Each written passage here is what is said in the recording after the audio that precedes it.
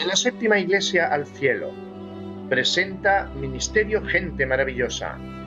14 temas cortos que todo cristiano necesita escuchar porque nadie será neutral en la etapa final del gran conflicto.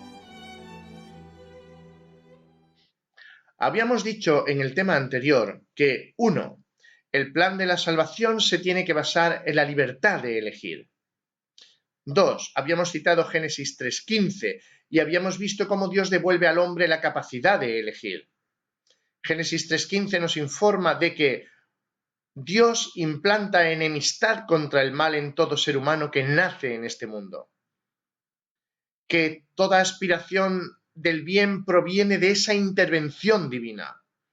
Y que el bien absoluto es Jesús. Y esa aspiración de todo ser humano se satisface únicamente en Él. Y que así el ser humano caído es colocado en situación de poder decidir libremente por la salvación. Y 3, nos preguntábamos, el que encuentra ese odio al mal, ese deseo de algo mejor, ese deseo de hacer el bien, ¿está ya haciendo el bien? La respuesta será no. El que encuentra ese odio al mal, ese deseo de algo mejor, ese deseo de hacer el bien, ¿es capaz de efectuar el bien al que es impulsado? La respuesta será no. ¿Y cuál es el problema de la Odisea? El problema de la Odisea es que confunde el deseo del bien con el hacer el bien. Es decir, como distingue el bien del mal y desea el bien, cree que no está actuando desde una mente carnal, natural, desde una mente del yo. Es decir, cree que está convertida, pero esa es la mente del yo todavía. Y eso le lleva a la perdición. Citemos Romanos 7:14. Allí el apóstol Pablo dirá, yo soy carnal. Hablemos de la mente. El yo involucra al ser humano entero. La mente carnal es la mente natural. ¿Qué mente es esa? La mente del yo. Es el yo actuando como ser.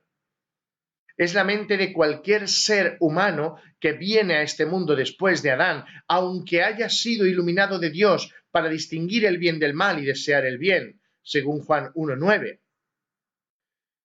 Si naciéramos sin esa bendición de Dios, nuestra mente estaría completamente en armonía con la mente de Satanás.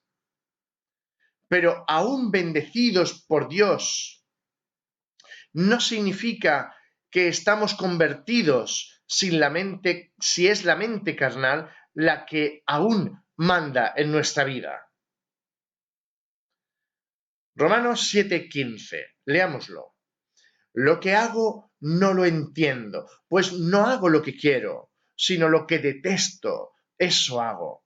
¿Qué es lo que hace? Aún detestándolo. El mal. ¿El bien? No. El mal, la injusticia. ¿Pero qué es lo que quiere hacer? El bien. ¿Y qué es lo que en realidad hace? El mal. ¿Qué es lo que detesta? El pecado. Detesta el mal, el error, la iniquidad. ¿Pero qué es lo que hace? El mal, lo que es incorrecto. De modo que desear el bien es propio de una mente carnal, natural, del yo. Es decir, desear el bien es propio de alguien que todavía es guiado por su propia naturaleza carnal a hacer el mal. Desear el bien, por lo tanto, no es un indicador de la mente renacida, del ser renacido. ¿Cuánto bien es capaz de realizar el hombre natural? Ninguno. ¿Odia el mal? Sí, puede odiarlo. ¿Cuánto bien hace? Ninguno. Incluso todo lo bueno que llega a hacer no representa a su humanidad. es el impulso de un don de Dios que nos es dado antes siquiera de nacer. El hombre natural, la mente natural desea el bien, puede desearlo. ¿Cuánto del bien que desea logra hacer? Ninguno. Es decir, no desde su humanidad natural. Desear el bien no es un indicador de haber nacido de nuevo. Así es el hombre natural. Un hombre como vosotros y como yo, una persona como vosotros y como yo, y como cualquier otra persona que haya nacido en este mundo. Tiene impulsos hacia el bien, sí. Tiene reconocimiento del bien, sí. Aborrece el mal, puede. ¿Pero qué es lo que hace? El mal. Sabe que hay algo mejor, ¿no? Sí. Eso es un don de Dios. Enemistad pondré.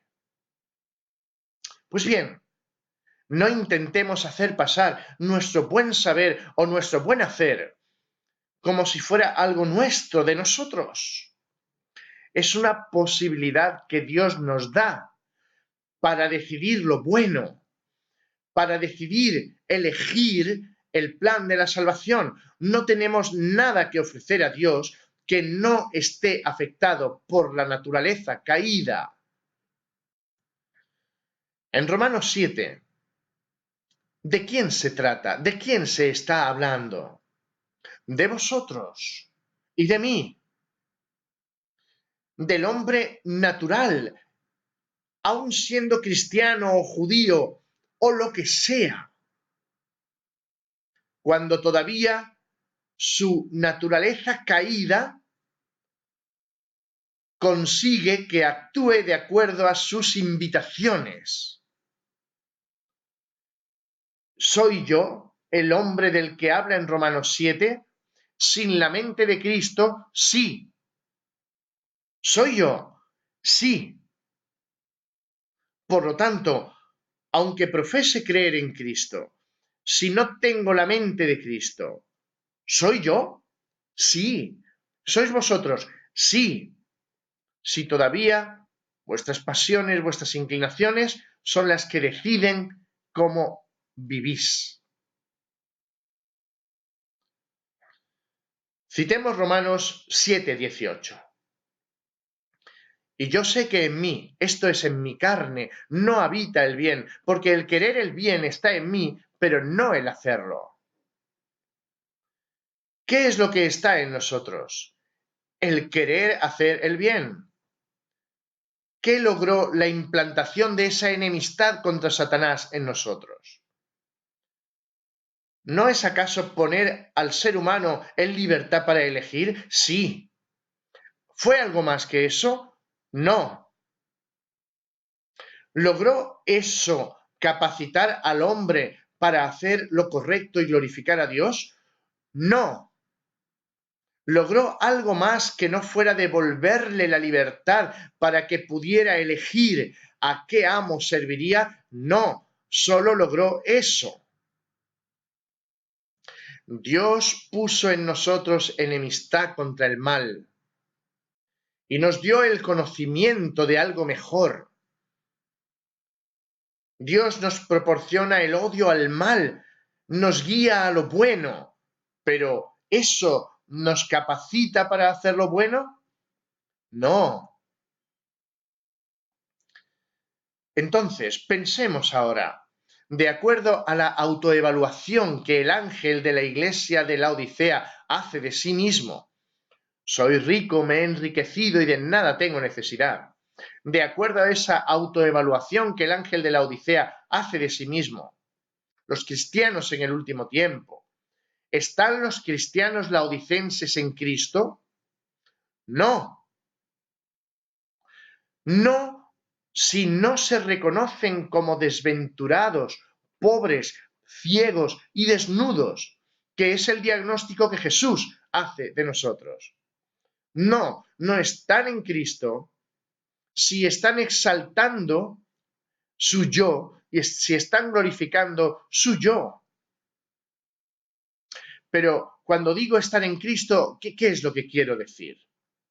Pues quiero decir que permanecemos en la convicción del diagnóstico que hace de nosotros el testigo fiel y verdadero, que es Jesús, en Apocalipsis 3:17, desventurados, pobres, miserables, ciegos, desnudos. Estar en Cristo significa que no seguimos instalados en el diagnóstico de nuestra propia suficiencia. Estar en Cristo es, por tanto, el resultado de responder positivamente al llamamiento de Dios a la iglesia de la Odisea. Volvemos a los sellos. El primer sello tiene ese mismo objetivo. Cuando estamos resistiendo al mensaje a la iglesia de la Odisea por tanto tiempo, Dios en su sabiduría tiene maneras insospechadas por nosotros y múltiples para hacer que aparezca delante de nosotros ese mensaje de manera explícita y clara hasta que nos conduzca a la victoria. Todo ese esfuerzo de Dios, tome la forma que tome en la tierra, es el primer sello de Apocalipsis. ¿Qué tiene que hacer un cristiano que reconoce que desea el bien, pero en él no está el poder de hacerlo? ¿Demuestra eso que la ley de Dios no puede ser cumplida? No, eso demuestra que ese cristiano aún no ha nacido de nuevo, que no está en Cristo, que el Espíritu de Cristo no permanece en él. ¿Qué tiene que hacer un cristiano que reconoce que desea el bien, pero en él no está el poder de hacerlo? Tiene que reconocer que aún vive de acuerdo a la mente carnal, al yo carnal. ¿Qué tiene que hacer un cristiano que reconoce que desea el bien, pero en él no está el poder de hacerlo? Lo iremos viendo en los próximos temas.